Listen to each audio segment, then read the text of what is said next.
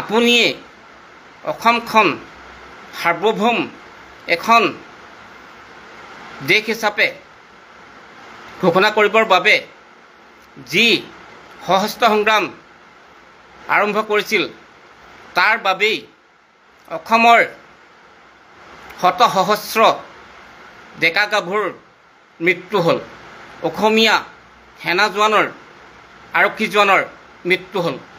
লগতে মোৰ দৰে হাজাৰজন মানুহ সহস্ৰজন মানুহ ঘূণীয়া হ'ল। মোৰ ভাইটিৰো মৃত্যু হ'ল। গতিকে আপুনি এজন অসমৰ অতিকে ঘৃণনীয় অতি কুখ্যাত ব্যক্তি। আপুনি সঁচাকৈয়ে এজন ঘৃণনীয় কুখ্যাত ব্যক্তি যে আপুনি স্বাধীন অসম গঢ়িম বুলি আমাৰ গাঁৱৰ চহা সৰল ডেকা গাভৰুক সংগঠনলৈ আপুনি লোভনীয়ভাৱে মাতি নি বহুতক হত্যা কৰিলে। মাননীয় পৰেশ বৰুৱা মহোদয়, সংযুক্ত মুক্তি বাহিনী অসম স্বাধীন। আপোনাক আজি দুটামান কথা ক'বলৈ মন গ'ল। অসমৰ সাম্প্ৰতিক পৰিস্থিতিত আপোনাৰ দ্বাৰা যিবিলাক বক্তব্য বা প্ৰেছ বিবৃতি বা ভিডিঅ'জ আমি উপলক্ষ কৰিছোঁ অতিকে নিন্দনীয়, অতি গৰিহণাযোগ্য।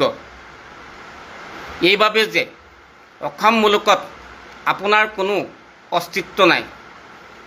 আপুনিয়ে অসমখন সাৰ্বভৌম এখন দেশ হিচাপে ঘোষণা কৰিবৰ বাবে যি সশস্ত্ৰ সংগ্ৰাম আৰম্ভ কৰিছিল তাৰ বাবেই অসমৰ শত সহস্ৰ ডেকা গাভৰুৰ মৃত্যু হ'ল। অসমীয়া সেনা জোৱানৰ আৰক্ষী জোৱানৰ মৃত্যু হ'ল। লগতে মোৰ দৰে হাজাৰজন মানুহ সহস্ৰজন মানুহ ঘূণীয়া হ'ল। মোৰ ভাইটিৰো মৃত্যু হ'ল। গতিকে আপুনি এজন অসমৰ অতিকে ঘৃণনীয় অতি কুখ্যাত ব্যক্তি।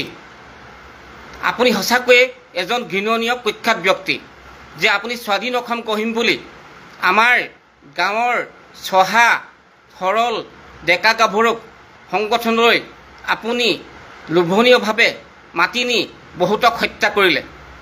বহুতক আপুনি গাঁতত পুতি গাত নিমখ দিও হত্যা কৰিলে, যাৰ বাবে আমি সন্ত্ৰাস বিৰোধী মঞ্চই আমি দিল্লীতো গৈ এই বিষয়ে আমি স্মাৰকপত্ৰ দিয়াই নহয়, বিভিন্ন সময়ত আমি আপোনালোকৰ সংগঠনৰ বিৰুদ্ধে মাত মাতিছিল।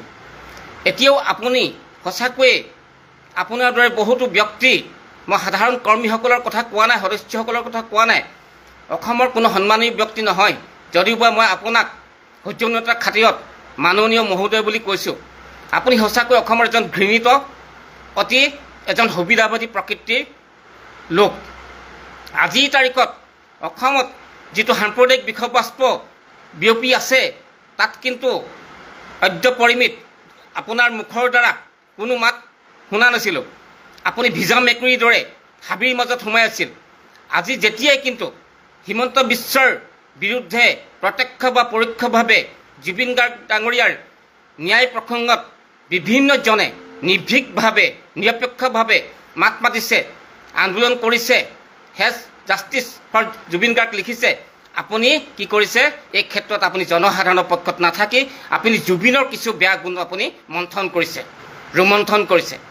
আকৌ যি সময়তে চৰকাৰে জুবিন গাৰ্গৰ যি জুবিন ক্ষেত্ৰ যি নাম দিব খুজিছে, য'ত আমাৰ বিভিন্ন শতসহস্ৰজনে গুণমুগ্ধই তেওঁৰ অনুৰাগীয়ে তাতে সোণাপুৰত গৈ তেওঁক বন্তি চাকি প্ৰজ্বলন কৰিব বিচাৰিছে, তাত আকৌ SOP চৰকাৰে দিছে, কালি কেবিনেটে ডিচিশ্যন লৈছে আৰু মুধা পতা কিছু ব্যক্তিসকলক লৈ তাৰপিছতে কি কৰিছে? আপুনি আজিৰ তাৰিখত কৈছে যে ৰাতিপুৱা গধূলি এবাৰ চাকি জ্বলালে হ'ল। আপোনাৰ নিৰ্দেশ মতে অসম নচলে, আপোনাৰ নিৰ্দেশ মতে জুবিনৰ অনুৰাগী নচলে, আপোনাৰ নিৰ্দেশ মতে জুবিনৰ সমাধিস্থলত বা জুবিন ক্ষেত্ৰত নিজৰ সময় খৰচ কৰি কোনো নাযায়। নিজৰ মতে যাব, নিজৰ স্বাভিমানেৰে যাব। আমি অসমীয়াসকল আপোনাৰ ভিত্ত নহয়। পুনৰবাৰ কৈছোঁ, আপোনাৰ দৰে স্বাধীন অসমৰ সপোন দেখুৱাই আপুনি অসমৰ ডেকা গাভৰুক পংগু কৰাই অসমক 3টা শতিকা পিছুৱাই নিলে। বহুতো নৱপ্ৰজন্ম সঁচাকৈ ঘূণীয়া হ'ল, বহুতো নৱপ্ৰজন্মৰ মৃত্যু হ'ল, বহুতে হয়তো ইয়াৰ পৰা আঁতৰি যাব লগা হ'ল চিৰদিনৰ বাবে। গতিকে মই কৈছোঁ যে অনাহকত আপুনি অসমৰ এইবিলাক ক্ষেত্ৰত মাত নমতাই ভাল। কাৰণ আপোনাৰ যিহেতুকে অধ্যয়ন নাই, আপোনাৰ যিহেতুকে কোনো জ্ঞান নাই, আপোনাৰ যিহেতুকে কোনো ভৱিষ্যত নাই, আপোনাৰ কোনো জনসমৰ্থন নাই, আপোনাৰ কোনো গণভিত্তি নাই, আপোনাৰ কোনো ভিত্তিয়ে নাই। সঁচাকৈয়ে অতি লজ্জিত যে আপুনি সঁচাকৈ মই পুৰুষ বুলি ভাবিছিলোঁ, এজন সুঠাম পুৰুষ বুলি। যিহেতুকে আপুনি যদিওবা আপুনি সংগঠনলৈ গৈ একো কৰিব নোৱাৰিলে, বহুত মানুহৰ মৃত্যু ঘটালে, বহুত ডেকা গাভৰু অকাল মৃত্যু হ'ল, এতিয়াও বহুতে আত্মসমৰ্পণ কৰি কি হৈছে যে তেওঁলোকৰ আৰ্থিক অৱস্থা অতি ভয়ানক। বহুতে পংগুত্বৰ জীৱন যাপন কৰিছে, বহুতে কাৰাগাৰত হয়তো এতিয়াও আছে ডেজিগনেটেড কেম্পত। গতিকে মই ক'ব বিচাৰিছোঁ যে আপোনাৰ দৰে ব্যক্তিক অসমৰ জনসাধাৰণে শিক্ষিত অশিক্ষিত অৰ্ধশিক্ষিত মই নকওঁ, বৃদ্ধ আবাল বনিতা কোনেও আপোনাক সন্মান নকৰে। আপোনাৰ কোনো ইয়াতে নাই, আপোনাক কথা কোৱাৰ কোনো অধিকাৰ নাই, গতিকে কৈছোঁ মই এজন ভিক্টিম বুলিয়ে কোৱা নাই। জুবিনো মোৰ এজন ভাল বন্ধু আছিল, যদিওবা মোৰ ঘনিষ্ঠ নাছিল, আৰু জুবিনৰ বিষয়ে আমিও জানো, কিন্তু আপুনি জুবিনক কিন্তু বৰ ভাল নাপাইছিল।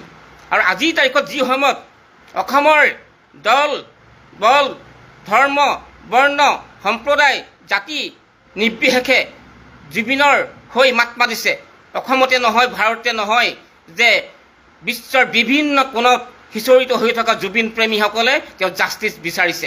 গৰিমা শইকীয়া গাৰ্গীয়েও কৈছে যে জুবিনক আমি বিচাৰোঁ, জুবিনৰ আদৰ্শক সংৰক্ষণ কৰিব লাগে, জুবিনৰ আদৰ্শৰাজি সংৰক্ষণ কৰিব লাগে, আমি মানি চলিব লাগে। জুবিনে এখন শান্তি আৰু সম্প্ৰীতিৰ সম্প্ৰদায়বিহীন ধৰ্মবিহীন বৰ্ণবিহীন এখন সমাজ বিচাৰিছিলে। কিন্তু আপুনি আজি অসম মুলুকৰ পৰা আঁতৰি গৈ অতি লজ্জিতভাৱে আপুনি চৰকাৰৰ লগত হাত মিলাইছে, আৰু চৰকাৰকো আচৰিত জনাইছোঁ। যি সময়ত চৰকাৰে আলফা দেখিলেই বিভিন্ন ধৰণৰ কটুক্তি কৰে, হিমন্ত বিশ্ব শৰ্মাই ক'ব পৰা হ'ল যে বিভিন্ন সময়ত বোলে তেওঁ আপোনাৰ লগত টেলিফোনত কথা পাতে। এয়াই হৈছে অসম চৰকাৰ বৰ্তমান ফোপোলা স্বৰূপ। গতিকে মই ক'ব বিচাৰিছোঁ বৰুৱা ডাঙৰীয়া ক'ব বিচাৰিছোঁ যে আপুনি সঁচাকৈ সেনাধ্যক্ষ হোৱাৰ যোগ্যতা আছেনে নাই নাজানো। এইবাবেই যে মই আগতেও কৈছিলোঁ, এটা টক শ্ব'ত কৈছিলোঁ আজি প্ৰায় 15 বছৰ আগতে, যে সঁচাকৈ আপুনি নিজকে জুখি চাব, আপুনি সঁচাকৈ এজন জুখি চাব। যিহেতুকে আপুনি ৰেলৱে ডিপাৰ্টমেণ্টৰ এজন পৰ্টাৰ আছিলে, পৰ্টাৰ হৈছে যে যি যুদ্ধ কৰিবলৈ যোৱা সৈনিকক তেওঁ সামগ্ৰী যোগান দিয়ে, যি যুদ্ধ কৰিবলৈ যোৱা সৈনিকক আৰ্মিক যুদ্ধ যোগান দিয়ে। বিপ্লৱী হ'বলৈ হ'লে, সংগ্ৰামী হ'বলৈ হ'লে অহোপ্ৰখ্যাত কৰাই নহয়, জ্ঞান লাগিব, গম্ভীৰতা লাগিব, আৰু চিন্তা চৰ্চা লাগিব, এখন সমাজ লাগিব।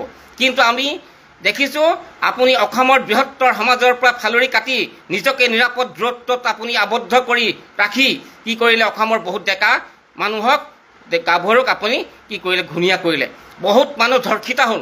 এই কথাবিলাক পাহৰি যোৱা নাই, এই কথাবিলাক অসমৰ মানুহে পাহৰি নাযায় যে আপোনাৰ দ্বাৰা যে কোনো সমস্যাৰ সমাধান সম্ভৱ নহয়। আপোনাৰ মতে জুবিনৰ সমাধি ক্ষেত্ৰত কোনো মানুহ তেতিয়া যাব, আপোনাক কোৱাৰ কোনো অধিকাৰ নাই, ধৃষ্টতা নাই।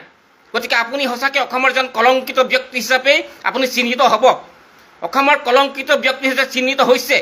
আপুনি কেতিয়াও নাভাবিব যে আপোনাৰ মৃত্যুত যে জুবিনৰ 1 লাখৰ এভাগ মানুহ আপোনাৰ ওচৰত আহিব। কোনো মানুহ আপোনাৰ মৃত্যুৰ পিছত তেনেধৰণে নাহে, আপোনাৰ কোনো অনুৰাগী নাই। আপুনি যিসকলক ডমিনেণ্ট কৰি আপোনাৰ লগত এতিয়া ৰাখি আছে, তেওঁলোকে হয়তো আপোনাক ভাল নাপায়। গতিকে যিসকলে বিশেষকৈ আত্মসমৰ্পণ কৰিছে, আপোনাৰ প্ৰতি কেনেকুৱা ধৰণৰ ধৃষ্টতা, তেখেতসকলৰ লগতো আমি কথা পাতিছোঁ, আমি জানিছোঁ। গতিকে মই খুব ক্ষোভেৰে কৈছোঁ যে আপোনাৰ যি প্ৰেছ বিবৃতি, আপুনি যি বিভিন্ন টেলিভিশ্যনলৈ বিভিন্ন বিবৃতি দিছে, আপুনি ভিডিঅ'জ দিছে, এই কথাবিলাক আপাহত আপোনাৰ যে আচলতে শক্তিহীন, আপুনি আচলতে বুঢ়া সিংহ বুলি ক'বলৈ লাজ লাগিছে। আপোনাৰ সিংহৰ কোনো কোৱালিটি নাই, আপুনি সিংহ হ'বই নোৱাৰে, আপুনি সিংহ নহয়েই, আপুনি হৈছে অসমৰ এটা মেকুৰী। গতিকে খুব ক্ষোভত কৈছোঁ যে আপুনি নাভাবিব যে আপুনি মোৰ ভাতৃৰ যেনেধৰণে মৃত্যু হ'ল, মই যেনেকৈ আজি আঘাতপ্ৰাপ্ত হৈ এতিয়াও মই নিজৰ এটা স্বকীয় দামত আছোঁ, আপোনাক কেতিয়াও আমি পাহৰি নাযাওঁ। অসমীয়াই আপোনাক যিসকলক আপুনি হত্যা কৰিলে, যিসকলক আপুনি গুণীয়া কৰিলে কেতিয়াও পাহৰি নাযায় অসমৰ শিক্ষিত সমাজে আপোনাক কেতিয়াও পাহৰি নাযায় যিসকলক আপুনি আলফালৈ নি আপুনি হত্যা কৰিলে তেওঁলোকৰ পৰিয়ালবৰ্গে পাহৰি নাযায় যিসকলক আপুনি বিভিন্ন আপুনি অপৰাধত আপুনি শাস্তি দিলে সেইসকলে কেতিয়াও পাহৰি নাযায় যিসকল জোৱানে আলফাৰ বাবে মৃত্যু হ'ল আৰ্মি জোৱানে হওক আৰক্ষী জোৱানে আপোনাক পাহৰি নাযায় অসমৰ শিক্ষিত সমাজে আপোনাক পাহৰি নাযায় অসমৰ যিসকল ছাত্ৰ সমাজ যিসকল শিক্ষাৰ পৰা সেই সময়ত বঞ্চিত হ'ল আপোনাক পাহৰি নাযায় বৰ্তমান সমাজত আপুনি অপ্ৰয়োজনীয় আৱৰ্জনা গতিকে বিশেষ নকওঁ বুজাই বুজিব মেকুৰী ডিঙিত টিলিঙা আৰিব কোনে এই কথাটো এটা প্ৰবচন আছে গতিকে আপুনি যদিও বা মূৰ্খ যদিও বা আপোনাৰ জ্ঞানবিহীন যদিও বা আপোনাৰ কোনো সততা নাই তথাপিতো মই এই সন্ধ্যাপৰত মই এটা বাৰ্তা ৰাইজলৈ এৰি দিলোঁ প্ৰকৃততে আপুনি এজন কেনেধৰণৰ ব্যক্তি আপুনি আচলতে ব্যক্তি মানুহ নে অমানুহ